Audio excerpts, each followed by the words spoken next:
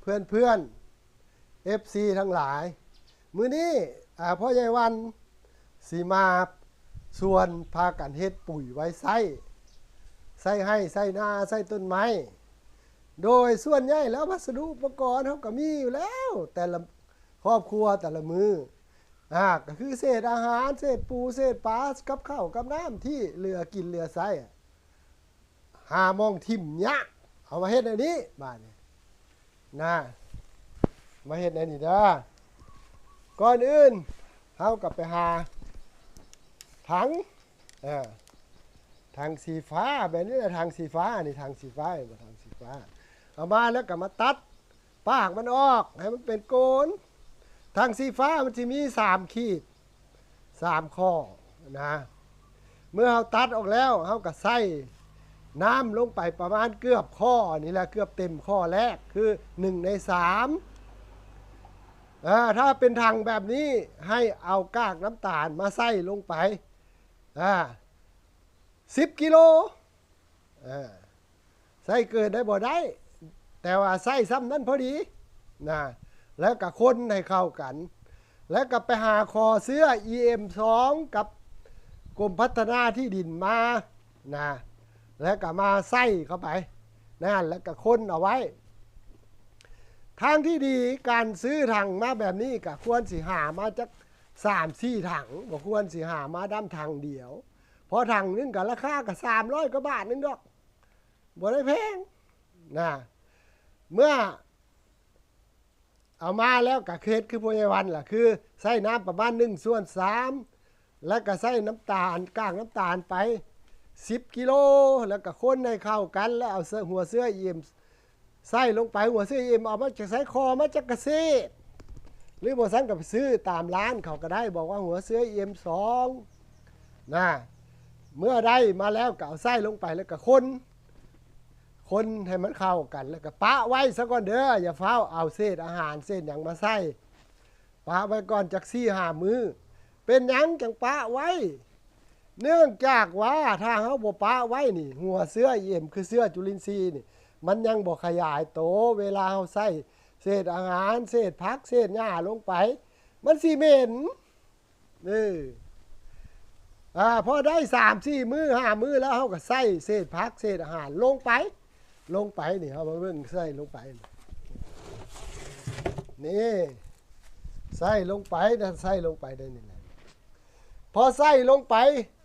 บ่ต้องใส่เต็มเท่าเดียวมีซ้ำใดมือนึงก็ได้สักเครื่องถังน้อยก็ใส่ลงไปแล้วก็คน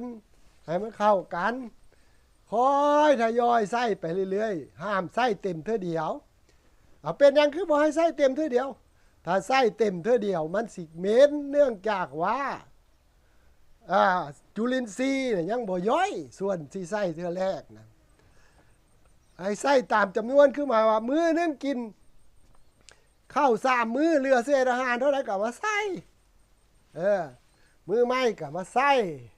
ส่ลงไปจนมันเต็มถังพุ่นล่ะใส่แล้วก็คนปาไว้จนเต็มถังแล้วก็คนแล้วก็ไปใส่ถังไม้ต่อไปคนปะไว้คนอยู่จังมือคนอยู่ประมาณ6-7 มื้อแล้วก็ปะถ้ามันเต็มแล้วได้ประมาณ2 เดือนมันก็สิย่อยสลายเลยเห็นบ่ฮอดบ่มีเศษอาหารไปพักใบหญ้ามันก็สิย่อยสลายไป2 เดือนใช้ได้บาดนี้ก็เอาน้ำปุ๋ยอันนี้แหละตักออกมาผสมกับน้ำถ้าเป็นให้หน้าตะกร้าที่ยังบ่ทันมีต้นไม้ต้นตอกก็ผสมกับน้ำแล้วก็ซีดพ่นไว้เฟืองเข้า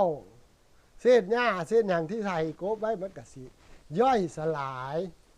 ถ้าใส่ต้นไม้มันก็สิงามพุ่นเรื่องแบบนี้เราต้องหามาจากหลายๆทางแน่ถ้าหามาหน่อยทางมันสิบ่พอใส่พอใส่หน้าเข้าไปนี่มันโอ้ยมันละคุณภาพมันละซ้ำกับยูเรียพุ่นเพราะว่าเราอย่าผสมหลายผสมตามจำนวนนั่นแหละบัดเวลาได้แล้วก็ใส่ก็ทดลองเอามักน้อยมักหลายแต่ผสมน้ำให้มันเจือจางเพราะว่าถ้ามันบ่เจือจาง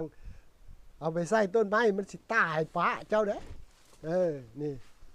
ต้นไม้อันนี้ปล่อยไปตามสายยางต้นไม้มันหลดท่วมที่ท่วมแดนมันงามล่ะเบ้อนี่เบิ่งเอาอันนี้ปุ้ยแล้วบ่ได้ซื้อก้างน้ำตาลกับกิโลนึงกว่าบ่เกิน10 บาทแค่นั้นแหละสมมติว่าหน้าสัก10 ไร่นี่ก็ซื้อก้างน้ำตาลจัก1,000 บาทนี่1,000 บาทก็ได้100 กิโลก็ได้10 ถังโอ้ยเห็นได้ว่า10 ถังแล้วเจ้าอยู่ทางไส้ทางใดมันเต็มครบ2 เดือนใส่ไปใส่เข้าได้หน้าก็งามใส่ฮอด3 ปีแล้วบ่อึดข้าวกินคือพ่อใหญ่วันน่ะอย่าลืมอย่าไปบ่นอย่าไปจ้มว่าปุ๋ยแพง